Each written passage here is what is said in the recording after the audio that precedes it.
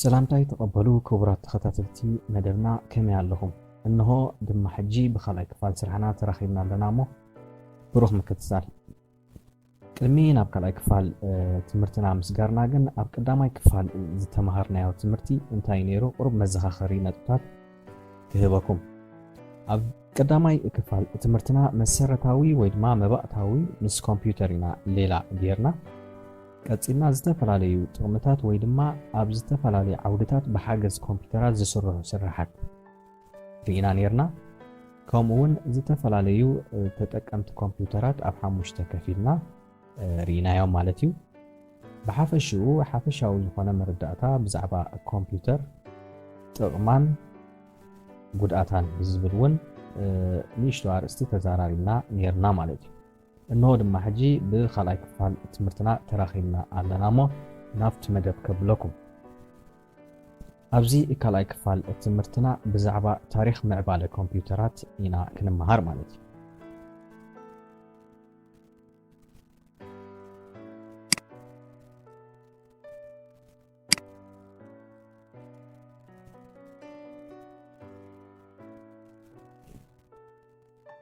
Alright, the purpose of the computers.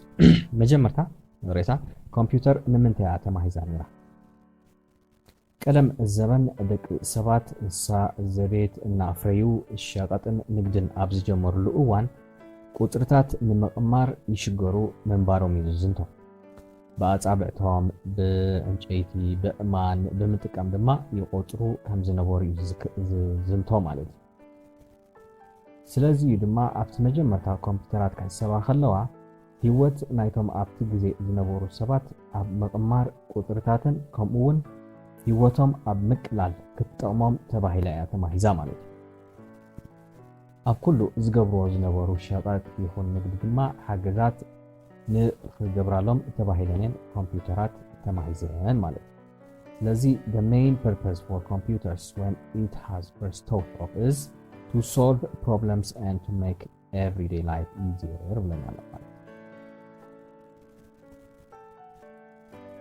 ሕራይም ባር ቅድሚ 3000 ዓመታት ቅድሚ ልደተ ክርስቶስ አባካስ እትበሃል ናይ መጀመርታ ኮምፒዩተር ኣብ ሃገረ ቻይና እያ ተማሂዛ ቻይናውያን ንምቅማር ቁጥርታት ማለት ንምድማር ምጉዳል ምርባሕን ምምቃልን ይጥቀሙላ ከም ዝነበሩ ድማ ዝሕብር ማለት እዩ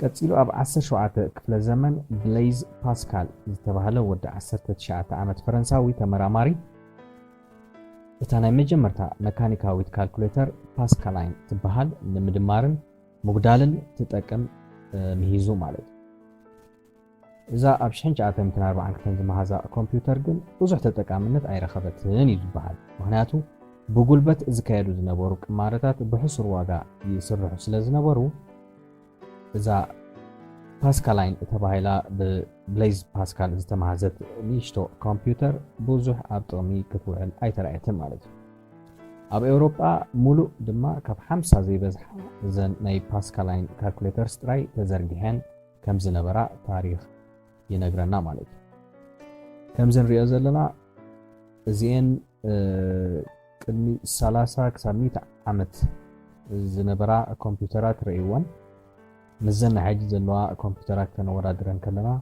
تزلون افللي مچم انا تصوري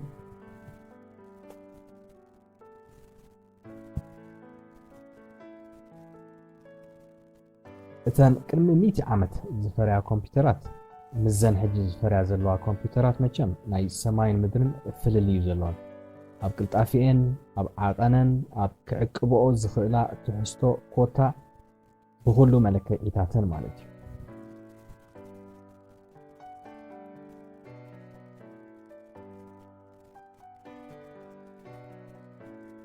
ስለዚህ ታይብለናል computers today are 10 times more compact more advanced and can hold more information than ever ብለናል ማለት እዩ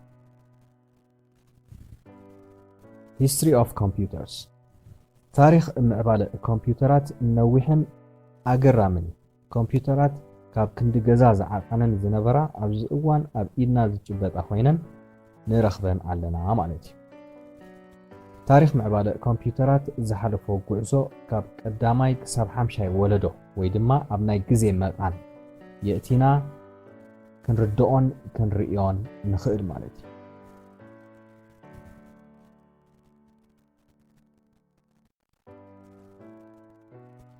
ኣብ 1800ታት ዝነበረ እዋን ብእንግሊዛዊ ቻርልስ ባቤጅ ዝተሰርሐት ንኩሉ ቅማረታት እተሰላስል ዲፈረንስ ኢንጂን እትበሃል ኣብ 1822 ከምኡውን ብኣናሊቲካል ኢንጂን እትበሃል ድማ ኣብ 1837 መካኒካል ሜሞሪ እትጥቀም ኮምፒውተር ምሂዙ ምንባሩ ይዝንቶ ማለት እዩ። በዚ ድማ ኣቦ ኮምፒውተር ዝብል ክብሪ ተላቢሱ ንረኽቦ እንግሊዛዊ ቻርልስ ባቤጅ። እዛ ኣብ ስእሊ ንሪኣ ዘለና ኣናሊቲካል ኢንጂን ትበሃል ማለት እዩ። ብቻርልስ ባቤጅ ዝተማሃዘት ኣብ 1837 ማለት እዩ። እዛ ኣብ ስእሊ ንሪኣ ዘለና ኮምፒውተር ድማ ብኣዳም ኦዝቦርን ዝተባሃለ ኣብ 1981 ዝተማሃዘት ኦዝቦርን 1 እትበሃል $795 ዝተሸጠት ናይ መጀመርታ ላፕቶፕ ኮምፒውተር ምዃና ከዓ ይዝንተዎ ማለት እዩ።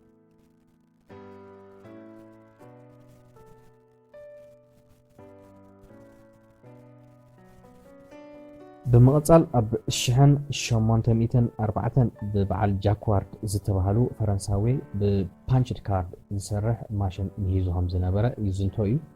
ቀፂሉ እውን ዝተፈላለዩ ክኢላታት እውን ኣብ 1900ታት ብከም በዓል ጆን ኣንታናሶፍ ዝኣመሰሉ ሰባት እውን ኮምፒውተራት ብዝሓሸ መልክዕ እናተመሃዛ ቀፂለን እየን ማለት እዩ።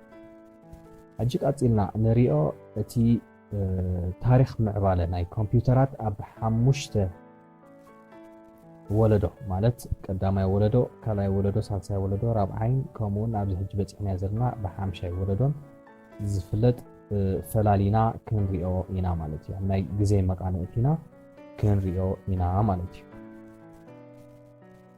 እቶም ብቀዳማይ ወለዶ ዝፍለጣ ዝነበራ ኮምፒውተራት ካብ 1940 ክሳብ 1956 ዝፈረያ ወይ ድማ ዝነበራ ኮምፒውተራት ማለት እዩ። እዘን እተን the first computer ወይ ድማ እዘን ኣብዚ ግዜ ኣብዚ ናይ ግዜ መቃን ዝፈረያ ኮምፒውተራት vacuum tubes ዝበሃል ኤን ዝጥቀማ ነይረን ማለት እዩ። ነቲ ናታተን ናይ ሰርኪትሪ ዝጥቀማሉ ዝነበራ ወይ ድማ መልእኽቲ ዘመሓላልፋሉ ዝነበራ vacuum tubes ዝጥቀማ ነይረን። ከምኡውን ትሕዝቶ ወይ ድማ መልእኽቲ ዝዕቅባሉ ዝነበራ ድማ magnetic drums ዝጥቀማ ከም ዝነበራ ይዝንቶ ማለት እዩ። እዘን ኣብዚ ግዜ ዝፈረያ ኮምፒውተራት ኣዝየን ዓበይቲ ክንዲ ገዛ ዝኣኽላ ኮምፒውተራት ከም ዝነበራ እየን ዝዝንቶ ማለት እዩ። ኣዝየን ክቡራት እውን ነይረን ንኽትጥቀመለን ንኽትሰርሓለን ከምኡውን ኣዝዩ ልዑል ዓቐን ናይ ኤሌክትሪክሲቲ ይሓታ ብምንባረን ድማ ካብኣተን ዝወፅእ ዋዒ ወይ ድማ ሂት ድማ ብዙሕ ከም ዝነበረ ከዓ ይዝንተዎ ማለት እዩ። ከምኡውን ቀልጢፈን ናይ ምብልሻው ባህርያት ዝነበረን ምዃነን ከዓ ይዝንቶ ማለት እዩ። እተን ኣብዚ ግዜ ዝድፈርያ ኣዝየን ፍሉጣት ዝነበራ ኮምፒውተር ከም በዓል ዩኒቫክ ከምኡውን ኤንያክ ዝበሃላ ኮምፒውተራት እተን ኣብ 1940 ክሳብ 1956 ኣብ ዝነበረ እዋን ዝፈርያ ናይ መጀመርታ ኮምፒውተራት ምዃነን ይንገር ማለት እዩ። ቫኪዩም ቲዩብስ ንብሎ ዘለና ከምዚ ዝመስል እዚ ውሽጣዊ ኣካላት ናይቲ ቫኪዩም ቲዩብስ ማለት እዩ።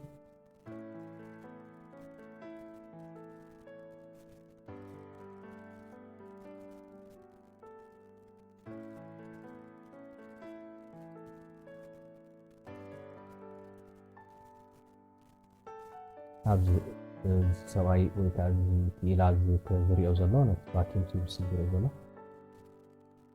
ኣብዞም ብተመሳሳሊ ማለት እዩ ትሪእዎ ኣለኹም። ዳርጋ እቲ ገዛስ መሊእዎ እዩ ዘሎ እቲ ቫኪዩም ቲዩብስ።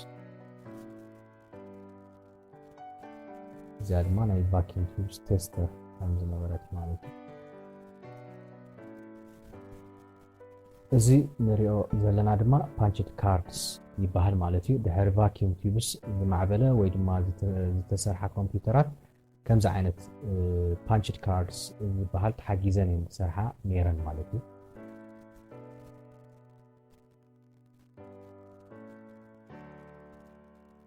ዝተፈላለዩ ሞዴልስ ናይ ፓንችድ ካርድ እዩ ዘርእየና ዘሎ ኣብዚ።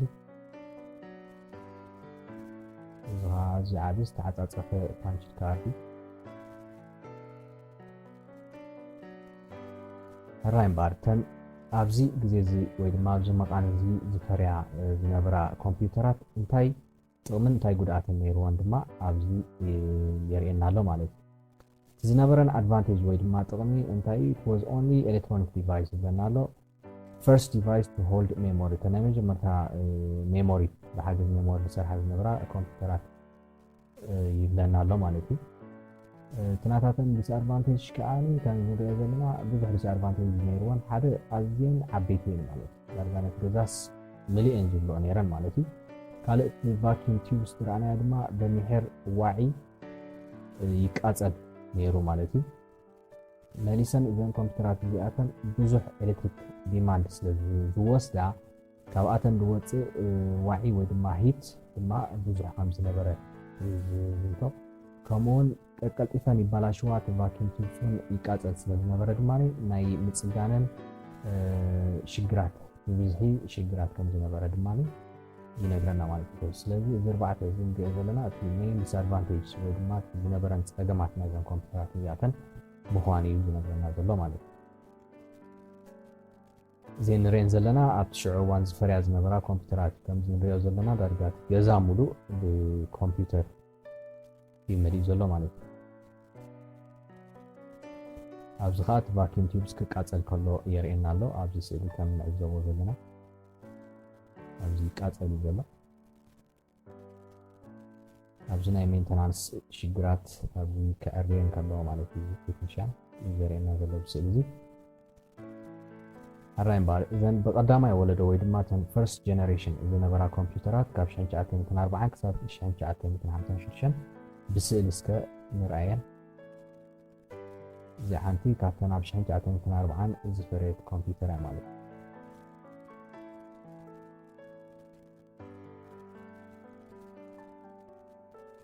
እዚኣ ድማ እታ ኤንያክ ተባሂላ ትፍለጥ ናይ መጀመርታ ኤሌክትሮኒክ ኮምፒውተር ኮይና ኤሌክትሮኒክ ኒሜሪካል ኢንተግሬተር ኤንድ ኮምፒውተር ወይ ድማ ኤንያክ ብዝብል ሕፅሮተ ቃል ኣብ 1946 ዝፈረየት ክሳብ 1800 ስኩዌር ፊት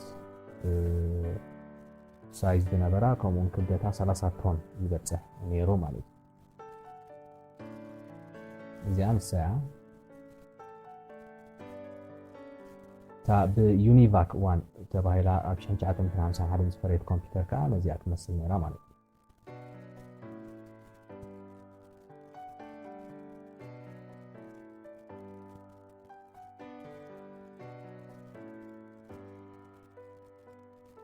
ሕራይ እምበር ድሕሪ 1956 ክሳብ 1963 ዝፈርያ ኮምፒውተራት ወይ ድማ ድሕሪ ቀዳማይ ወለዶ ኢልና ዝጠቐስናዮ ዝፈርያ ኮምፒውተራት ድማ ብካልኣይ ወለዶ ኮምፒውተርስ ወይ ድማ ሰከንድ ጀነሬሽን ኮምፒውተርስ ተባሂለን ዝፍለጣ እየን ማለት እዩ። እዚኣተን ካብ 1956 ክሳብ 1963 ዝፈርያ ኮምፒውተራት እዩ ማለት እዩ።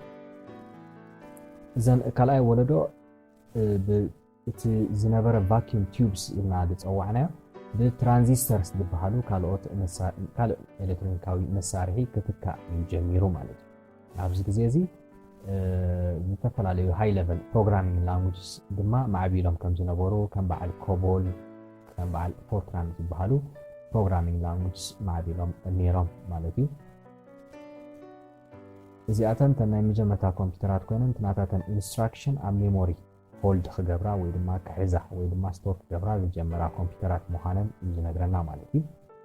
ከምኡውን ኣብዚ ግዜ እዚ ማግኔቲክ ዲስክ ዝበሃል ንመዐቀቢ ሓበሬታ ድማ ይጥቀማ ከም ዝነበራ ወይ ድማ ኣብዚ ሰከንድ ጀነሬሽን ከም ዝማዕበለ ከዓ ይነግረና ኣለዎ ማለት እዩ። እዘን ብካልኣይ ወለዶ ኮምፒውተርስ ዝበሃላ ወይ ዝፍለጥ ናይ ግዜ መቃን ድማ ኣብዚ ግዜ ዝፈርያ ኮምፒውተራት እንታይ ጥቕምን እንታይ ጉድኣትን ነይርወን ድሕር ዳኢልና ብኣድቫንቴጅ ክንጅምር size reduced considerably ይለናል እቲ ዳርጋ ከም ገዛ ሙሉእ ዝኾና ዝነበራ ኮምፒውተራት ወይ ገዛ ሙሉእ ዝመልኦ ዝነበራ ኮምፒውተራት ብዝተወሰነ ዓቐን እቲ ናታተን ሳይዝ ክጎድል ተራእዩ ማለት እዩ ከምኡውን ካብተን ኣብ ቀዳማይ ወለዶ ዝነበራ ኮምፒውተራት ብዝተመሓየሸ ድማ ቁልጡፋት ክኾና ክኢለን ማለት እዩ ከምኡውን they were very much reliable ይለናል ማለት እዩ ስለዚህ እዘን ኮምፒውተራት እዚኣተን ዘተኣማምና ነይረን ማለት እዩ ከም ናታተን ዝነበረ ጉድለት ወይ ድማ ዲስኣድቫንቴጅ ከዓ እንታይ ነይሩ እንተዳ ኢልና ድማ ዘይ ኦቨርሂትድ quickly ይለና ማለት ቀልጢፈን ናይ ምርሳን ወይ ድማ ከም ዋዒ ናይ ምፍጣር ባህሪ ከም ዝነበረን እዩ ዝነግረና ዘሎ ብተመሳሳሊ ከምቲ ኣብ ቀዳማይ ወለዶ ኮምፒውተራት ዝረኣናያ ድማ ናይ ሜንተናንስ ሽግራት ድማ ከም ዝነበረን ይነግረና ኣሎ ማለት ኣራይዘን ካልኣይ ወለዶ ኮምፒውተራት ንብለን እስከ ብስእሊ ንርአ ማለት እዩ ካብ 1956 ክሳብ 1963 ዝፈርያ ኮምፒውተራት እየን ማለት እዩ ከምዚ ንሪአን ዘለና ተን ኮምፒውተራት ብመልክዐን ይኹን ዋላ ብሳይዘን እውን ረዲዩስ ኮይነን እየን መፅአን ማለት እዩ እዚኣ ሓንቲ ካብተን ብዳታ ሳብ ዲ2 ተባሂላ ትፍለጥ ኣብ 1960 ዝፈረየት ኮምፒውተር እያ ማለት እዩ